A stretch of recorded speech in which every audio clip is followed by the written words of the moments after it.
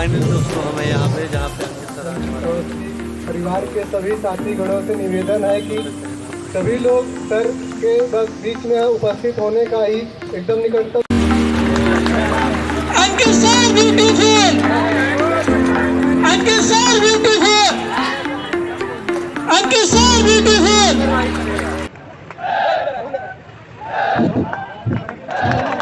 अंकित sir हम लोग आएंगे, आप लोग ताली के साथ स्वागत करेंगे।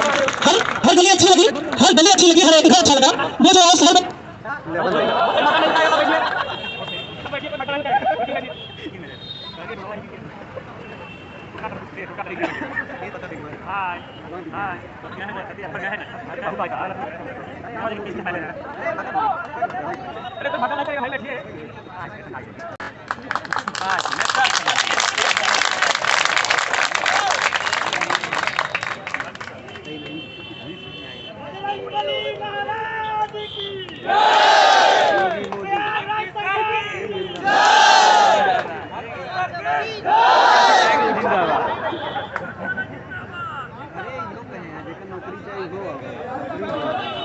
शिक्षक की भूमिका में, बड़े भाई की भूमिका में खड़ा जचता हूँ।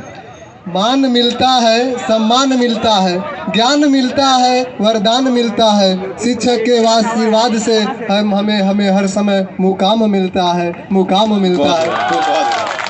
चलिए सभी लोग प्लीज़ आप सब भी अगर विराज सकें तो बेहतर होगा, और हमारे साथ में आए हुए जो भी अतिथि हैं वो सब भी अपनी चेयर ले लें तो बहुत बेहतर होगा।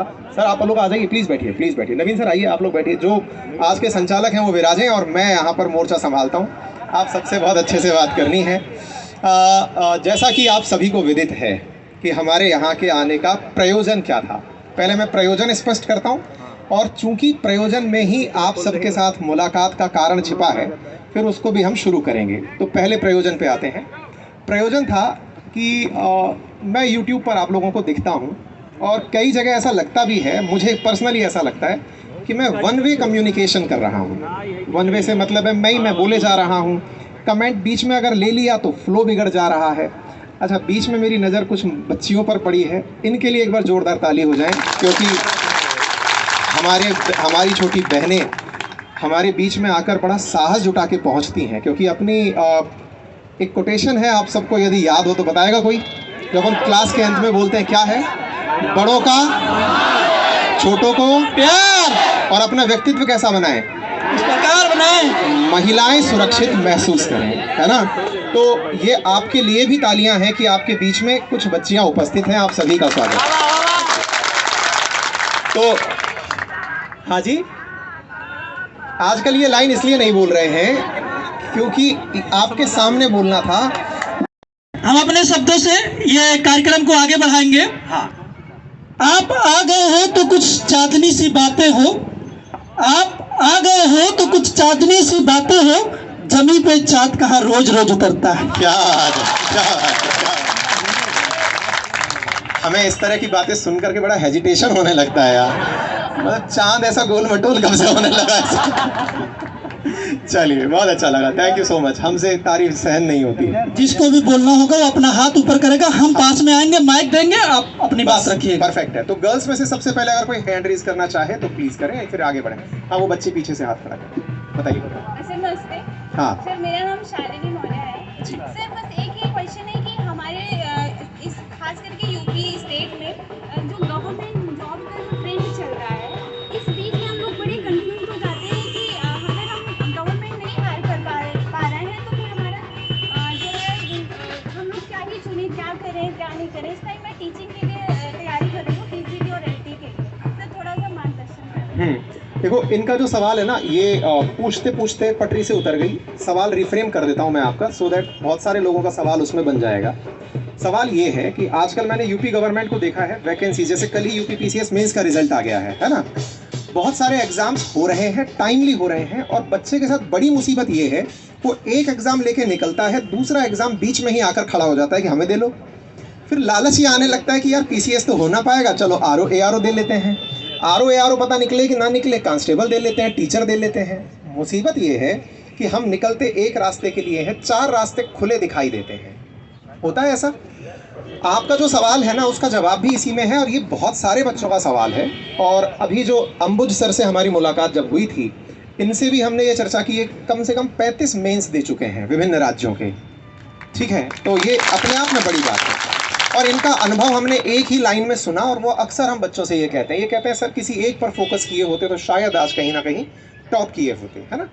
तो देखो बेटा, सबसे सिंपल और आसान भाषा में लाइन ये है कि अपने देश में कंपटीशन इतना बढ़ चुका है कि अगर मैं ईमानदारी की बात बताऊं कि अगर मैं इस फूल को पकड़ाने के लिए तनख्वाह रख दूं 50,000 रुपया कि ये पकड़ाना है, तो यकीन मानिएगा कि कम से कम 1000 आदमी लाइन लगाकर खड़ा होगा कि सर हम परफेक्शनिस्ट बनकर फूल पकड़ाएंगे। मतलब समझिएगा, काम बड़ा नहीं है, हमारे यहाँ करने वाले बहुत हैं। जब करने वाले बहुत हैं, तनख्वाह की उपस्थिति की भाई 50,000 मिलेगा, तो वो काम तो बिल्कुल गौण हो जाता है। चाहे फिर वो ग्रुप डी का एग्ज़ाम हो, क्लरिकल एग्ज़ाम हो, करोड़ों की संख्या में लोग फार्म भर दिए क्योंकि जॉब इतने थे नहीं। इसलिए हमारी बहुत बड़ी मुसीबत हो जाती है कि उसको टैकल कैसे करें। तो भैया जो एग्ज़ाम है ना, उसको एक बार में ढंग से टारगेट कर लो। बहुत सारी वेब सीरीज़ में ये दिखा दिया गया है कि प्लान बी होना चाहिए। कई जगह अपन देखते हैं ना, एक दो आजकल काफ़ी फेमस हुए एस्पिरेंट्स वगैरह सब आई, उनमें कहा प्लान बी जरूर होना चाहिए। हम उसका समर्थन तो करते हैं, लेकिन उसको थोड़ा डिफाइन करके, ताकि बच्चे कन्फ्यूज़न से बाहर निकलें। और वो क्या है, बी शब्द है ना, बी अल्फ़ाबेट बी, वो हमेशा ए के बाद आता है। बच्चे क्या करते हैं, ए और बी को साथ साथ लेकर चल रहे होते। फिर से समझिएगा, आपका ए प्लान, अगर मेरा यूपी पीसीएस निकालना ए प्लान है तो इसी को एग्जीक्यूट होने दीजिए। फिर सर बी प्लान का मतलब क्या हुआ, जब हम ये तय पा लेंगे कि अब हमसे ए नहीं हो पाएगा, तब बी के बारे में विचार करेंगे। हमारे केस में क्या होता है, ए भी खुल गया, बी भी खुल गया, सी भी खुल गया, चारों ऑप्शन इस तरह खुल गया जैसे ऑब्जेक्टिव टाइप का क्वेश्चन आंसर हमसे सॉल्व करवा रहे हो, और हम कहीं के नहीं रह जाते। ठीक है, तो फिर से अपने लिए चाहे छोटा एग्जाम ही क्यों ना हो, टारगेट कर लीजिए कि मुझे टीचर बनना है, कांस्टेबल बनना है, जो भी एग्जाम निकालना है। कोई एग्जाम छोटा नहीं है। हमारे राजस्थान में ऐसे एन नंबर ऑफ एग्जाम्पल हैं जो वन रक्षक से, जो गार्ड की जॉब होती है ना, वहां से आईएएस तक का सपना पूरा किए हैं। पटवारी से निकलकर राजस्व की सबसे छोटी सीढ़ी से लेकर के आईएएस कलेक्टर तक का रास्ता पूरा किए हैं। एन नंबर ऑफ एग्जाम्पल्स हैं। एग्जाम कोई छोटा कोई बड़ा नहीं होता, प्रायोरिटी बड़ी होती है। एक को प्रायोरिटी बनाइए आवश्यकता अनुसार। संभव है आप में से बहुत सारे लोगों की प्रायोरिटी जेब में कम धन होने के चलते शुरुआती रौब पर छोटी सीढ़ी हो कि हम इसको पार कर लें, कर लीजिए। नहीं, फलाना सिंह क्या कहेगा, यार तुम तो बड़े टैलेंटेड थे, मेरिट में आए थे, तुम तो आईएएस बनने चाहिए थे। बोले भैया पैसा भी तो लगता है ना, कोचिंग 1.5 लाख रुपया ले रही है, 1.5 लाख रुपया साल का खर्चा हो रहा है, हम कहाँ से लाएंगे? मेरी बात से सहमत है? चलिए आगे पूछा। हम लोग मिडिल क्लास से बिलोंग करते हैं, तो जो हमारा टारगेट रहता है वो जैसे उसमें टाइम मैनेजमेंट तो प्रॉब्लम होती ही है, प्लस हमें मतलब अपने रिलेटिव, अपने घर वालों को भी ये समझाना हाँ हम ये कर सकते हैं। तो उनका ये रहता है कि पहले एक छोटा एग्जाम टारगेट करो। परीक्षा निकाले हैं, ऐसे ऐसे मेडल पा गए हैं जिनको आप मतलब किसी करंट अफेयर के एग्जाम में नहीं पाएंगे आप। इनको ये अवार्ड मिला था, 10 प्रकार के वर्ल्ड रिकॉर्ड मिले हुए हैं। मगर ठीक है भाई, अब करोड़ों लोग सुनते हैं, इनको फैन फॉलोइंग है यूट्यूब पर, शायद इनका भी अलग मोटिवेशन चार्म है। पर पता है आपको कि आप लोगों को इनका मोटिवेशन चार्म है क्यों? क्योंकि आपको लगता है कि घर पर तो हम नहीं गए, लेकिन उसकी एवज में हमें रिचार्ज करने वाला जो आदमी है ना, वो यही है बस। हाँ, कोई सा भी भाई हो, हम किसी का नाम नहीं लेंगे, सबकी एक जैसी विचारधारा है।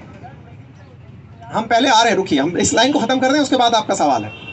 तो ऐसी स्थिति में जो असली रिचार्ज है ना मोटिवेशन का, पहली बात तो ये जान लीजिएगा कि हम जिस परिस्थिति से बिलोंग करते हैं ना, हमें सही मायने में मोटिवेशन की ज़रूरत नहीं है भाई। एक बार ढंग से अपने पिताजी माताजी के साथ बैठ जाइए और बस केवल उनसे ये पूछ लीजिए कि पापा और कैसा चल रहा है। उनके चेहरे पर जो भाव है ना, वो आपको ना तो टीज़ करेंगे ना अप्रिशिएट करेंगे, वो कहेंगे बेटा सब सही चल रहा है। मुश्किल से 15 मिनट बैठ लिए ना, या तो आप रो देंगे या पापा छोड़ के उस जगह को चले जाएंगे। वो बोलेंगे नहीं, वो भाव शून्य रहेंगे आपके सामने।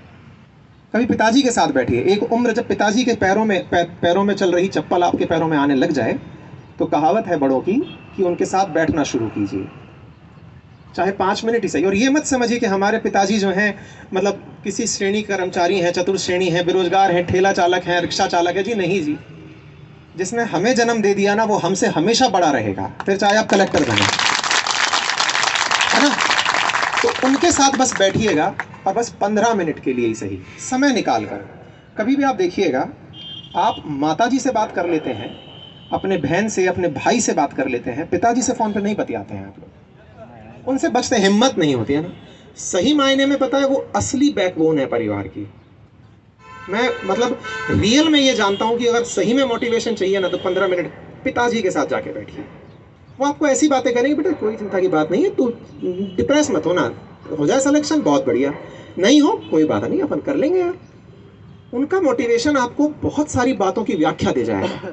पिताजी के चेहरे पर आई वो बेबसी, जिसमें आप कुछ मांग कर रहे हों और वो दिलाने के और ना दिलाने के बहाने खोज रहे हों, इससे बड़ा मोटिवेशन क्या चाहिए यार। पिताजी हमें आईएएस की तैयारी करनी है। अब एक बाप अपने बेटे को मना नहीं कर पाता है, वो ये भी नहीं कह पाएगा कि बेटा मेरे पास पैसा नहीं है, कर लेना बेटा, क्या बुराई है, कर लो, पापा अभी करनी है, ठीक है कराते हैं तुम्हें, बिल्कुल कराते हैं। अभी तुम, अब वो बात बदले कैसे, उनका अंदाज देखना, सब बाप एक जैसे हैं, वो खट से बात बदलेंगे, क्योंकि वो ये नहीं कह पाएंगे बेटा हमारे पास 1.5 लाख नहीं है, बेटा हमें तुम्हारे पास देने के लिए 4-5 लाख रुपए का साल का जुगाड़ नहीं है, तुरंत बात बदलेंगे। वो तुम जो एग्ज़ाम दिए थे उसका क्या हुआ, दिए थे ना, वो क्यों ऐसा कह रहे हैं, क्योंकि वो आपको ये नहीं कह सकते कि बेटा मत करो, तुरंत गियर शिफ्ट करके, डाउन गियर गाड़ी करके आपके सामने हल्का सा साइड ले रहे हैं, बस ये आपका रियल मोटिवेशन है। बैठिए उनके साथ, वो आपको अपने ही अंदाज में कह रहे हैं कि बेटा पहले तुम ये नौकरी निकाल लो ना यार, तुम मेरे साथ खड़े हो जाओ ना यार, 1 और 1 11 हो जाओ ना यार, कर लेंगे अपन। हाँ तो साथियों, अंकित सर अब जा चुके हैं, उनके द्वारा ये नाश्ता हमें उपलब्ध कराया गया था और इसमें मिठाइयाँ हैं और समोसे हैं, और बहुत अच्छा लगा उनसे मिलकर। और अभी हम जा रहे हैं संगम पे, यहाँ से संगम थोड़ी दूरी पे है, और आप पीछे का नज़ारा देख सकते हैं, यहाँ पे निर्माण चल रहा है, जेसीबी वगैरह सब कुछ यहाँ बहुत बाकायदे चल रहा है।